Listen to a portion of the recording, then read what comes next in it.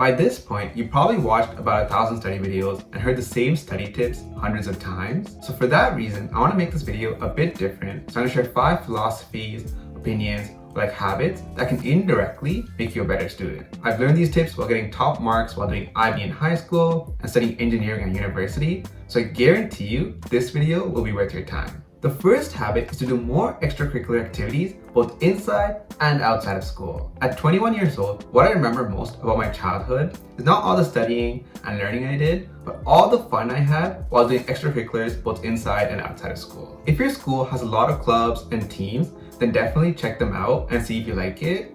If your school doesn't have a lot of clubs or teams, or you just don't like the people at your school, that's not a problem, totally understandable. What you can do instead is try to join things outside of school. Most things like sports clubs or like art classes are usually paid, but there are stuff at libraries like book club, like chess club that are both super fun and completely free. I've done all the activities that I just mentioned. As a kid, I loved playing competitive soccer. I loved it so much that I now coach a youth soccer team. And in the summer, my mom made me do all these free stuff like tennis classes, chess club, and book club. And although they all sound super boring, trust me, they're actually really fun if you try them out. One benefit of doing things outside of school is that you get to meet new people and make new friends. And another benefit is that doing stuff like this can keep you busy on the evenings and on the weekends. And this will make you more focused and happier, which will indirectly make you a better student. If you're like, oh, I don't have time for this, you're probably thinking that, especially if you're a high school student. But the truth is, most of us have way more time than we think. And this brings me to the second thing I want to mention in this video,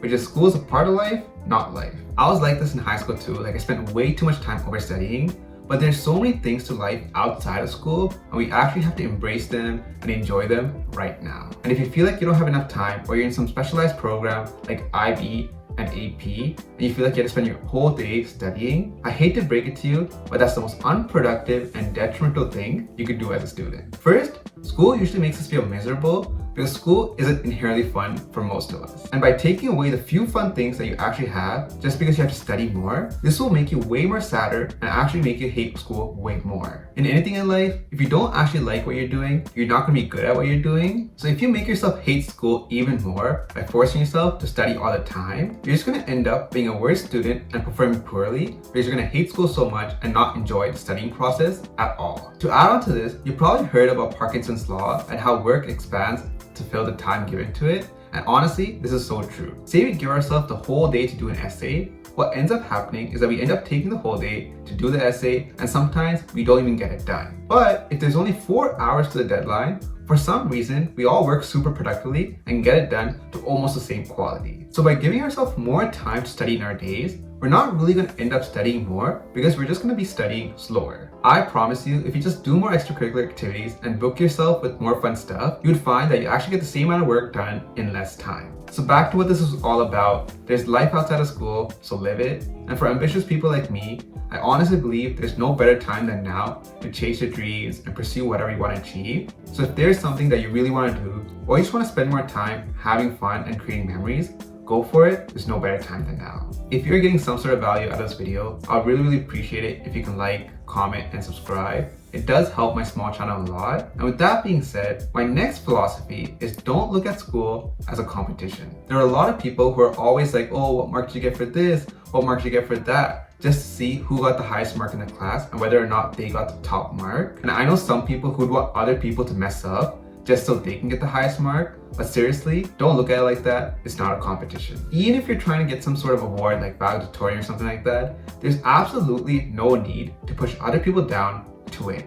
And this applies to everything in life. If we want to succeed in something or achieve something, we should put in the effort ourselves to make that happen. I promise you, if you try to help people on the way to success, you'll enjoy school a lot more, you'll make more friends, and to add on to that, you'll get better people to work with in group projects, so you'll get better marks as well. A common mistake that all students make is overestimating how much they're capable of doing.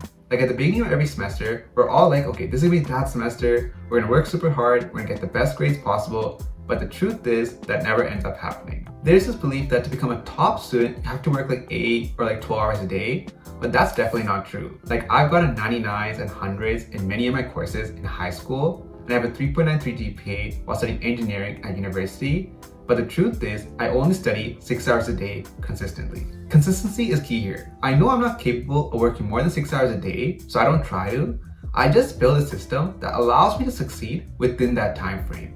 And all I have to do is make sure I stick to the system as consistently as possible. So what I want you to do is be honest with yourself and ask yourself how much you're actually going to be studying every single day this semester. Because after you know what you're capable of, you can build a system like this one, cater to your needs, and it will allow you to succeed. Last but not least, what I want to end off saying is that the most important tip of them all is to understand that realistically, you already know how to study properly. There isn't this magic study tip that's going to automatically make you an A+ student. And I know as fun as it can be to watch study videos, the truth is, it's just another form of procrastination. To get good grades, you have to consistently apply the tips and the techniques that you already know every single semester, and eventually, your marks will improve and you'll have something to show for the work you're putting in. So in short, stop looking for more study videos, get down to work, and actually implement the information that you already have. I know it can be so hard to get focused and start doing homework in the evening.